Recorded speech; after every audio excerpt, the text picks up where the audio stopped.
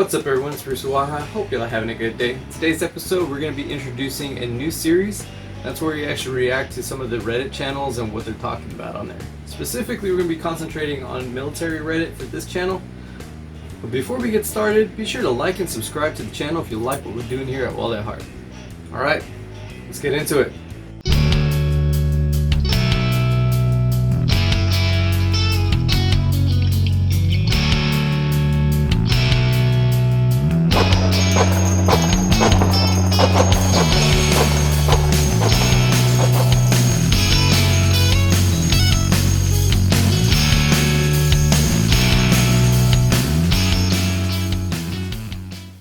r/ask Reddit. Military members of Reddit, what's one thing you wish that you knew before joining? That recruiters' jobs are basically to funnel people into specific jobs that maybe they are down in numbers on. So that amazing job and skill set that you are a perfect fit for with your test scores is likely just Johnny Recruiter meeting his numbers. I mean, specifically with that one, the answer to that is probably true. I think more or less for like the other branches, that's kind of what they deal into, like, hey, this is how many people we need in this, and this is how many people we need in that, so they'll push them towards that. I'm not saying that doesn't happen in the Air Force, but it's probably a lot less likely to happen, or at least a lot less common going through Air Force as opposed to the other branches. But let's keep going.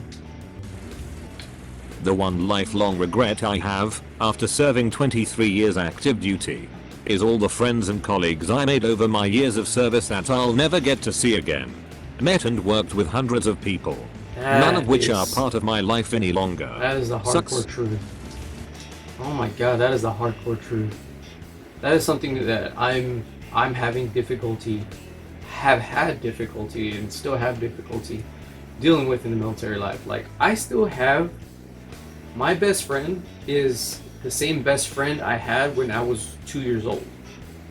Like, he's still my best friend. I talk to him all the time. We talk to each other, you know, we make plans to visit each other, and the relationships and friendships that I had growing up, I still maintain for the most part. But the ones that were like really close to me, that I have a lot of life experiences, a lot of moments with and memories with, I still talk to those people. So in the military, you're going to learn, in the military, you're going to interact with people. You're going to connect with people on a very deep level. You're going to trust these people. Sometimes your life may depend on these people. Like, you're going to grow so close to these individuals, and then you may never see them again. Like, they might be in your life for like 6 months, 3 months, a year, a couple years, and then you're never going to see them again. And that's really, really hard for a lot of people. Spouses too, you know, spouses, I feel sorry for the spouses, and definitely encourage as many spouses, like, make friends. Like, if they're going to leave, they're going to leave, but at least you have that friendship and you have the possibility of being able to reconnect with that person. So that is something that I remember seeing the military kids, the dependents of military members when we were in school together. Like, they grew up very quickly, as in they're able to connect with someone and then also say disconnect with someone very quickly. It's a difficult part of the military life, and it's just something you got to get used to. It's an inhuman machine that doesn't care about you. This isn't inherently a bad thing. It just is. But what it means is that you need to look out for your own interests. The military will not. Any attempt to guilt you out of looking out for your own interests is misguided at best and predatory at worst. The "we're all brothers in arms" creed applies to the very few individuals whom you trust with your life. Everyone else is part of the machine. Look out for them too as part of being a decent adult. But put your own oxygen mask on. First, broader advice for those joining. Save your fucking money. Literally all of your income is disposable. Your shelter, utilities, food, gym, medical, and dental are covered. This is the one time in your life when you can easily save more than half your income True. and still have enough to party your ass off. You can very easily save up a down payment on a house while you're in that. A valuable job skill. And the GI Bill can set you up extremely well for success in the civilian world. Alternatively, you can get a brand new Mustang at 19% APR from the local dealership and throw the remainder of your paycheck at strippers. Same thing, I Hogtastic is guess. who wrote that, and no, Poguetastic, sorry. Yeah, that was great advice. 100%. That is probably the best advice that I've seen on this video so far.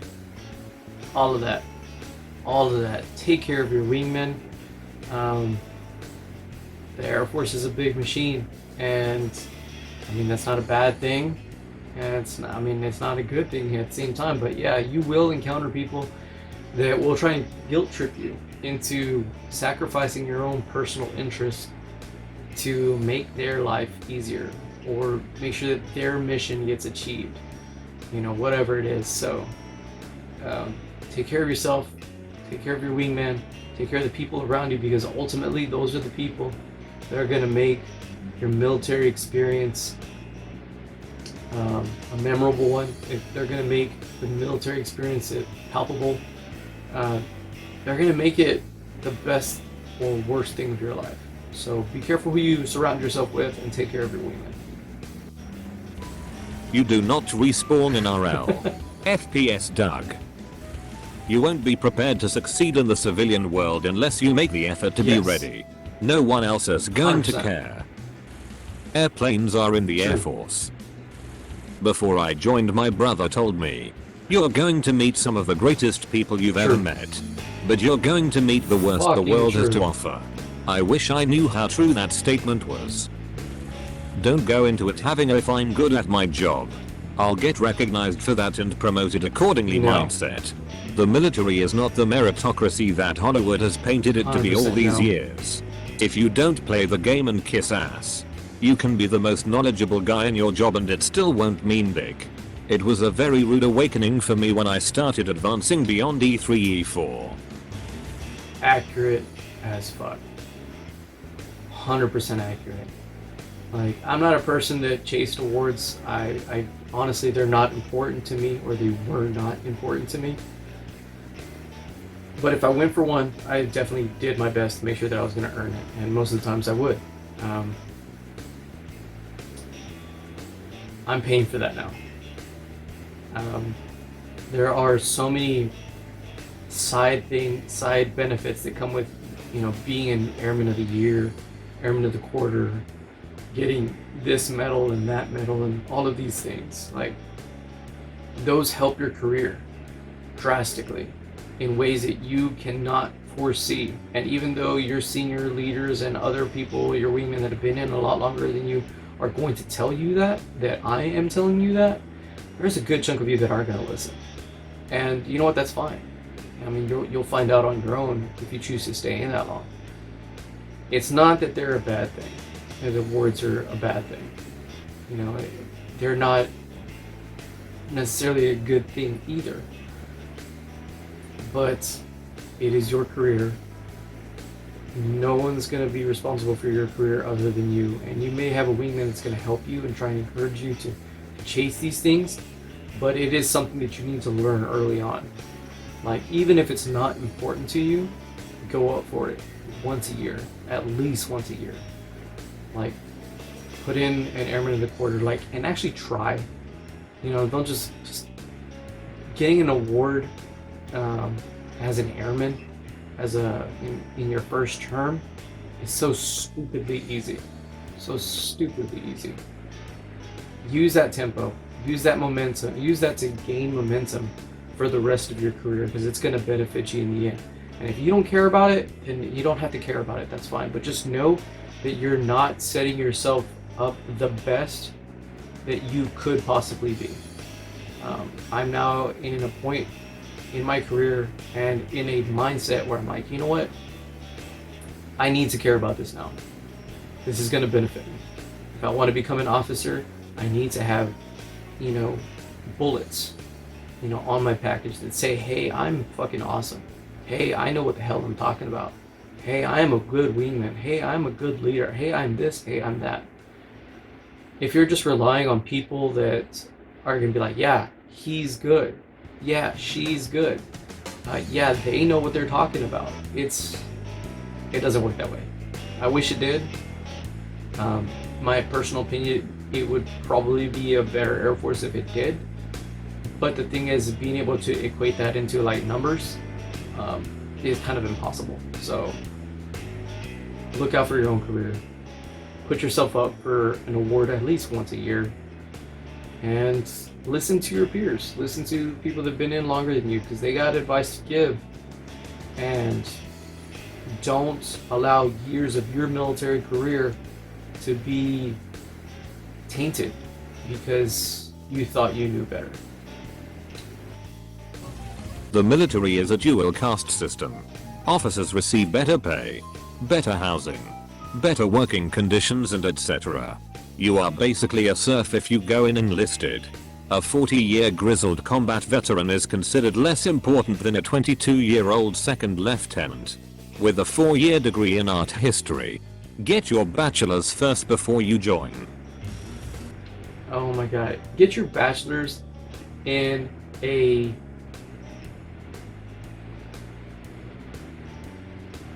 If you're going to be joining the Air Force,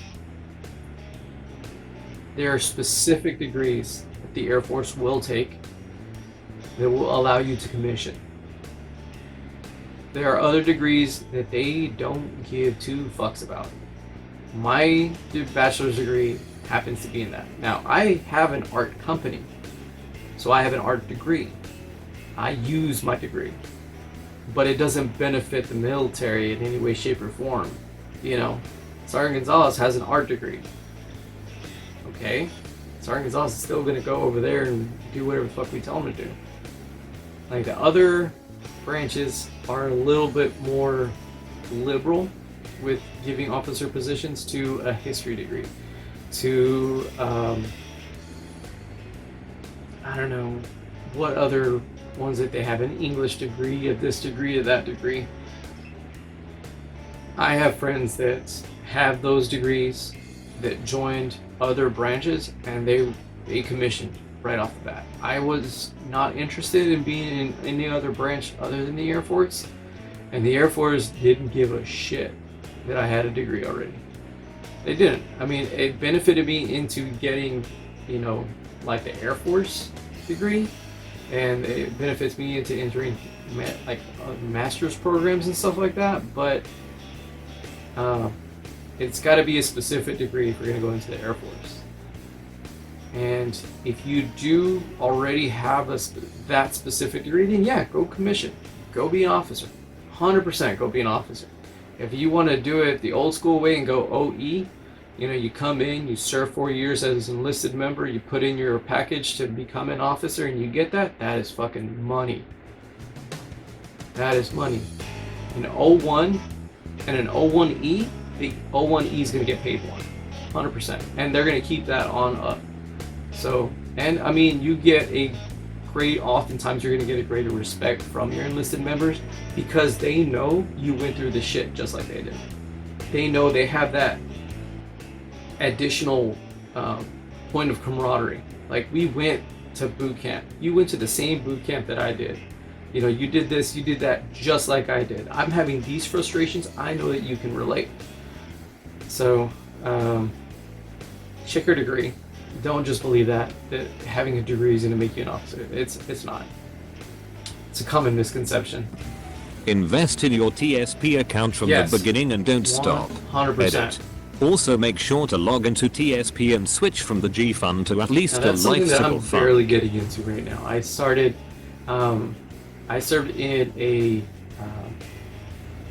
a tri-service environment where one of my OICs, one of my officers was, what does the Navy call him? A Navy commander. Navy lieutenant commander? Navy commander. I think it was a Navy commander. He pretty much, I'm not going to use the word forced, but he strongly advised me to start a TSP. And I did. And I just recently checked it. And, you know, you start off with like, I don't know, 5% of your paycheck. Then you move up to 10%. And you move up to 20. And you just keep doing that. And never touch that money. You often will forget about it. And I mean, that money's just gonna stack up. So if I would have done that at the beginning of my career,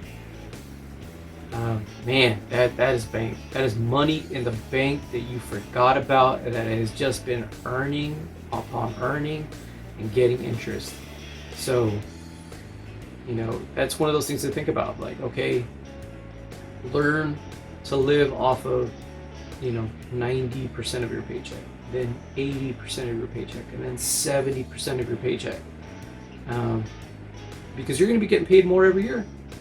You know, so learn to live within those means. And I mean, you got this safety net more or less waiting for you. So it's something to keep in mind. It's, I mean, if you have just gotten to your first base and you're wondering, hey, how do I figure out my finances? Do this first. Fucking do this first. No shit, no kidding. If you don't hear anything else I fucking say, do this first. Open up a TSP, put in 5%, put in 2%, put in whatever it is that you feel that you can afford to not have in your life. Do it. Like, you'll thank yourself later. 100%. That my now ex-wife would fuck everyone on post while I was in Iraq and wouldn't let me see my son for 2 years. That happens. Also, good God, please consider the Air Force, guys. The military or a you. mess will wear off in a year or two and you'll be wanting a normal ass not bullshit job. When you're being shouted at by superiors, never show any emotion and always respond calmly. They won't show it, but they will have more respect for you. Oh my God, fucking yes. You're a first term airman. That means you signed up for at least 4 years. During that time, you're gonna be emotionally checking yourself constantly. The best advice that I can give, being the way that I was as a first term airman, is to shut the fuck up. Like, talk to your supervisor. Hopefully you got a good supervisor. Express how you're feeling to them. Because whenever the criticism is coming down, your job is to take it, listen to it, don't apologize for it. You know, if you fucked up, then you fucked up, then you apologize. But if you fucked up and you're like, yeah, I fucked up, don't defend yourself. Don't try and voice your side of the story. Don't do that. Take it, listen to it, learn from it. Your NCO, if they feel that the conversation is getting out of whack, it's getting a bit too much, you know, they'll step in and they'll be like, hey, you know, this is my airman. I'm gonna take care of them. Don't worry. If you have any other things, you come talk to me, blah, blah, blah, blah, blah. If they're a good NCO, they'll do that. They'll go to bat for you. They'll take care of you. Your job is to keep your NCO out of the shit. And the NCO's job is to make sure that you have everything you need to complete the mission. So you gotta do that. I was like, your NCO is ultimately gonna answer for just about everything that you do. So you take care of them and they're gonna take care of you. But shut the fuck up. Please learn to just shut the fuck up. Sometimes your opinion will be required. Sometimes your opinion will be asked for you. But if it's not asked, don't feel that you're entitled to express it. Because oftentimes you're just going to make things so much worse for yourself. Trust me. Didn't know getting in and fell into it, which all worked out, and this might be Navy specific, but I think all branches do it. Get a technical job. Get a guaranteed C school or whatever special school you can get into. Even if it means signing for 6 instead of 4, it's all 8 anyway. True. As mentioned in other comment about not only will you have a specialty, often you get promoted earlier, better quotas, and have some skills that may translate to the civilian set world. Yourself up I didn't take up on it because it is not what I want to do in life. But I could have gone into a ton of fields as a technician, consultant, or an analyst for some 3-letter agencies. I had a huge network of contractors that I could have reached out to. Which brings me to my last point. Build your network. Yes. Especially among the contractors. 100%. Not only will it make your job easier, Keep up with them and you have a good chance of finding some very good contractor employment at the end. Take every school and cert you can get your hands on. Don't fall for undesignated, you can try all the jobs. It's a scam for the most part. Absolutely. It's just like we were talking about earlier. We've been talking about throughout this whole video, and that is a case in point for multiple military members, is set yourself up for the civilian sector. When it's time to hang up your dog tags, you are good to go. Network. One of the things that I pride myself on, and one of the things that I always try to do, is to create a network around me, because you're going to need other people. One of the things you're going to find out about being in the military is, like, it's not a me thing. It's not a me thing. You cannot do anything in the military without your wingman's help. They do part of the mission, you complete the mission. Sometimes those roles are reversed. You're always going to need somebody in the military, so definitely do that. As far as getting a certification and doing any of those things, go for as many things as you can. Set yourself up. Whenever you go to the civilian sector, you have that built resume. You have all those points that say, you know what, I know what I'm doing, and not only do I know what I'm doing, I'm fucking badass at it. So definitely do that. Talk to contractors. Talk to anyone that's on the civilian sector. Network with them. Learn what it is that they need. What best helps you set yourself up in the future. Yeah. Do all of that. Again, great advice from this person. Sign up for the job you want. Yes. Don't settle for anything other than the job you want. Wait if you have to. You will be stuck in that job for 4-6 years, and you probably don't want to have one you hate. If you don't want to stay career, but like the work you do, get a job which gives you a skill easily transferable to the outside world. Civilian is best, but you can go gov to contractor. Things like plane mechanics, aviation, intelligence, although you'll enjoy a windowless building for a while. Communications. That's really good Civil advice. engineering.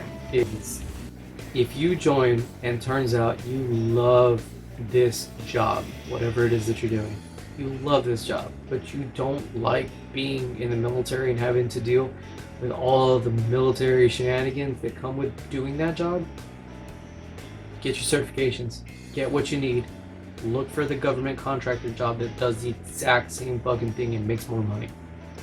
That way you can show up in civies, do the exact same job that you were doing, but this time you're getting paid more and you don't have to deal with all the military shenanigans. Do it. If that's the life that you want, if that's what you want to do, pursue that. Figure out what you need to do and start working on it. Like, don't stay in any longer than you feel that you have to. This is your career, you make whatever you want to happen. But don't feel that you need to stick around either. Like, if you already know what you want to do it. If that's staying in, keeping your dog tags on, do that. If it's taking them off and hanging them up, well, do that shit too. Alright guys, well, that wraps up that episode. A lot of really great advice, but like you saw, it all pertains around the same thing. Set yourself up for life after the military. If you have a medical issue, go get it checked out, have it documented.